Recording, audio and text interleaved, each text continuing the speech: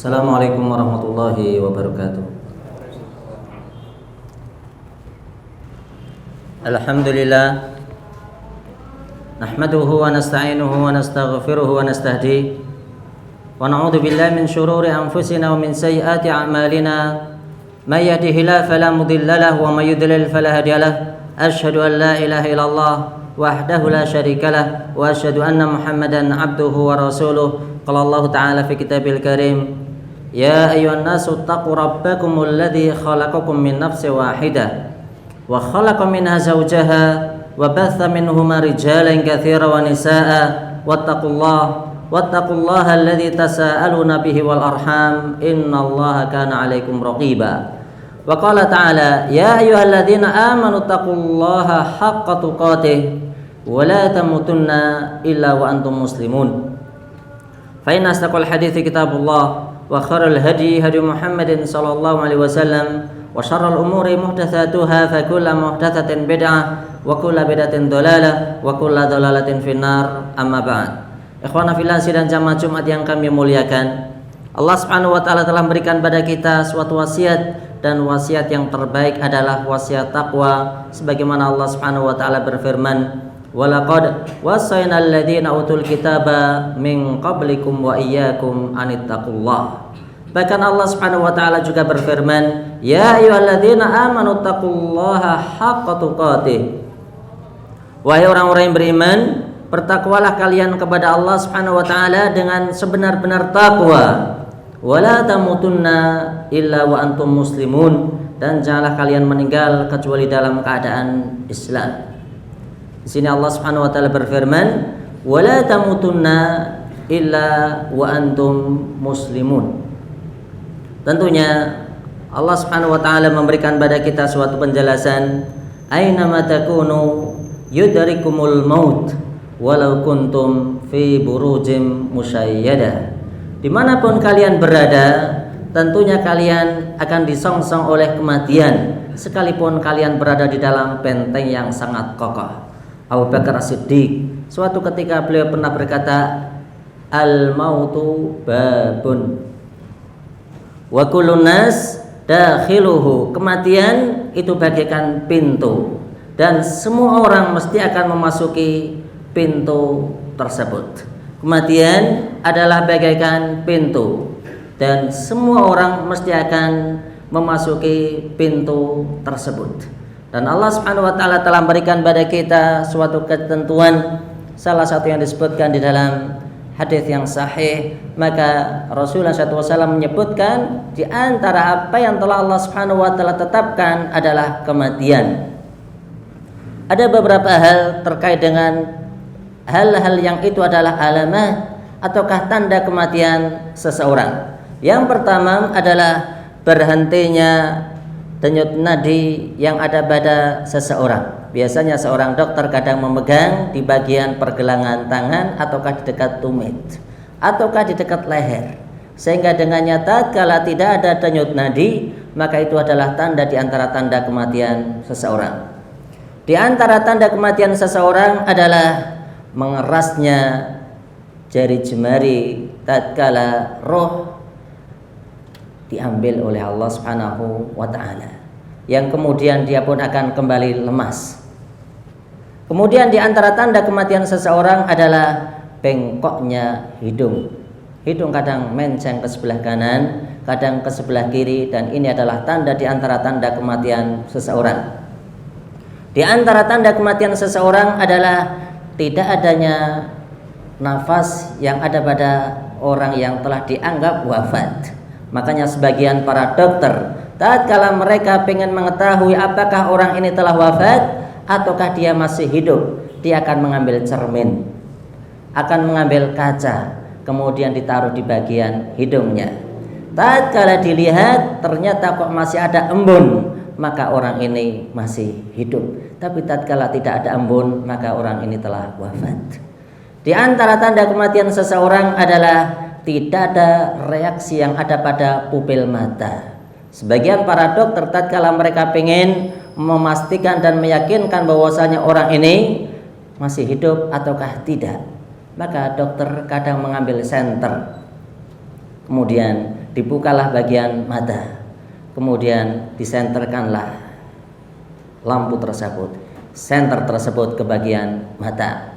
Jika kok ada reaksi gerak, maka orang ini masih hidup. Tapi tatkala tidak ada reaksi sama sekali, maka menunjukkan orang ini telah wafat. Di antara tanda kematian seseorang adalah insikhafu as-sadghain. Kita mengenal bahwasanya salah satu di antara anggota bagian tubuh yang ada pada kita adalah kepala. Dan orang Jawa menyebut dengan istilah pilingan. Pilingan adalah tempat di mana tempat tersebut ada cantolannya.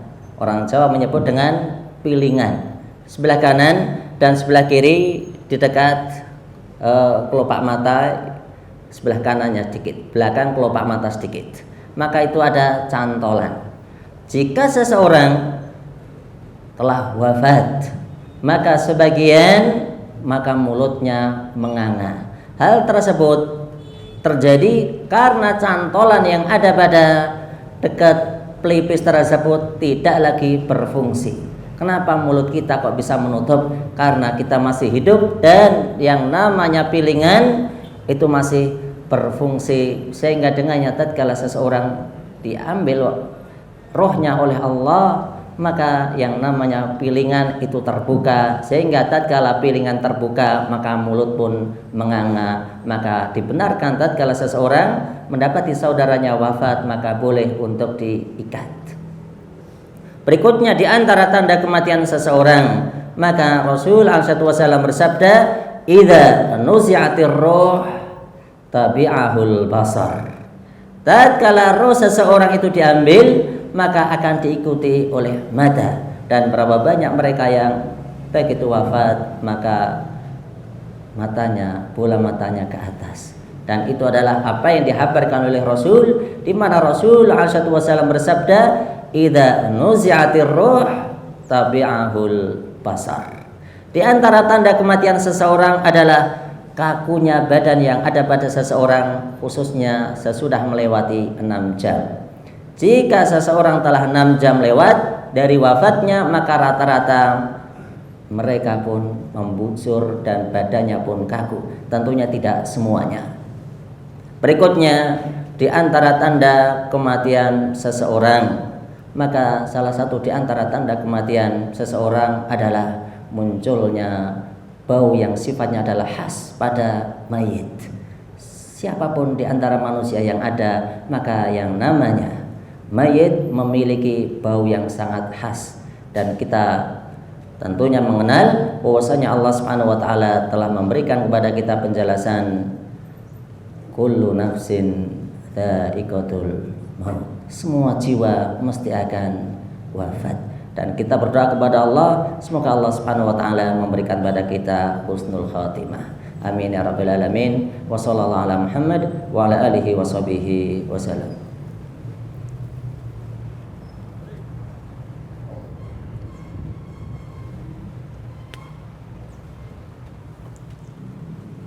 Alhamdulillah, nahmaduhu wa nasta'inuhu wa nastaghfiruh wa na'udzu billahi min shururi anfusina wa min sayyiati a'malina. May yahdihillahu fala mudilla lahu wa may yudlil fala hadiya lahu. Asyhadu an la ilaha illallah wahdahu la syarika lahu wa asyhadu anna Muhammadan abduhu wa rasuluh. Qala Allah ta'ala fi kitabil karim, innallaha 'indahu 'ilmus sa'ati wa yunazzilul ghaitsa wa ya'lamu ma fil arham wa ma tadri nafsum madza taksibu ghadan wa ma tadri nafsum bi ayyi ardin tamut innallaha alimun khabir.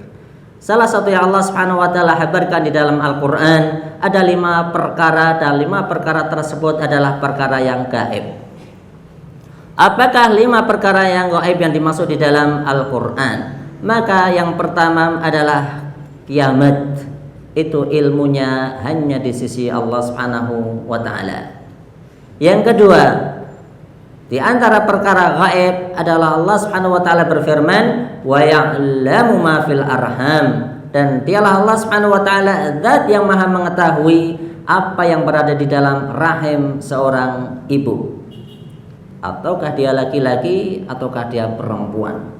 Yang ketiga di antara ilmu yang gaib adalah kapan hujan itu turun, siang hari, di malam hari, pagi hari, ataukah di sore hari, maka ilmunya hanya di sisi Allah Subhanahu wa taala semata.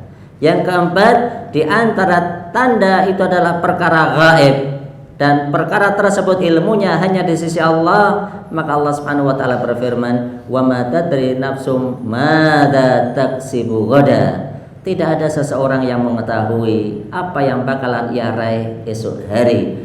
Rasulullah SAW suatu ketika pernah memberikan janji kepada mereka orang-orang kufar Quraisy, di mana orang-orang kufar Quraisy ini mereka datang menuju Madinah, bertanya kepada orang-orang Yahudi, dan orang-orang Quraisy ini memperoleh ilmu dari orang-orang Yahudi, dan mereka berkata, "Wahai kalian ahlu kitab, berikanlah kepada kami suatu ilmu, dan dengan ilmu tersebut akan kami tanyakan kepada Muhammad." Maka orang-orang Yahudi mereka memberikan suatu pernyataan, tanyakan kepada Muhammad. Di antaranya yang diminta untuk ditanyakan adalah seseorang yang mampu menguasai negeri barat dan negeri timur. Siapakah dia? Tanyakan kepada Muhammad tentang para pemuda yang mana mereka hendak berusaha untuk menyelamatkan agama mereka. Dan tanyakan kepada Muhammad perkara roh. Jika Muhammad mampu memberikan jawaban, maka dia adalah seorang nabi. Tapi tatkala Muhammad tidak memberikan jawaban, maka ketahuilah dia hanya orang yang mengaku-ngaku seorang nabi.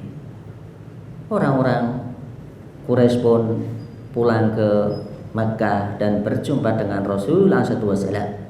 Kemudian Rasulullah SAW memberikan jawaban, "Aku akan berikan jawaban hal ini esok hari." Sehingga di hari yang pertama baginda Nabi pun cemas, tidak ada jawaban dari Allah.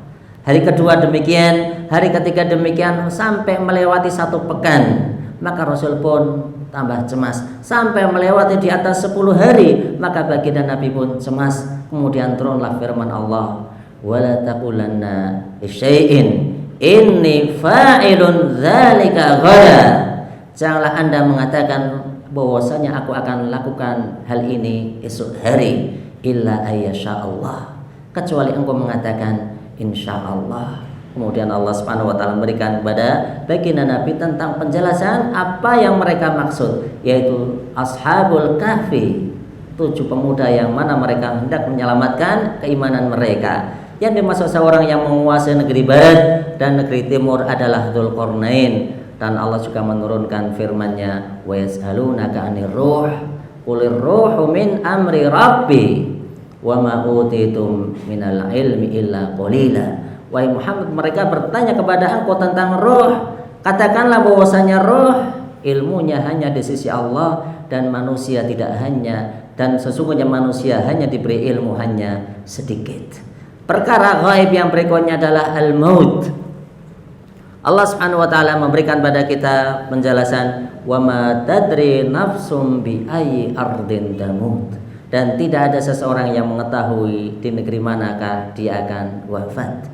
Dan salah satu yang dihabarkan adalah di akhir zaman nanti akan munculnya mautul faj'ah, orang yang mati dengan tiba-tiba. Dan orang yang mati dengan tiba-tiba, maka di sini disebut adalah mautul faj'ah, dan munculnya orang yang meninggal dengan tiba-tiba itu adalah tanda di antara tanda kiamat. Dan di antara mereka yang memiliki tanda kematian yang baik, yaitu tatkala seseorang meninggal di hari Jumat.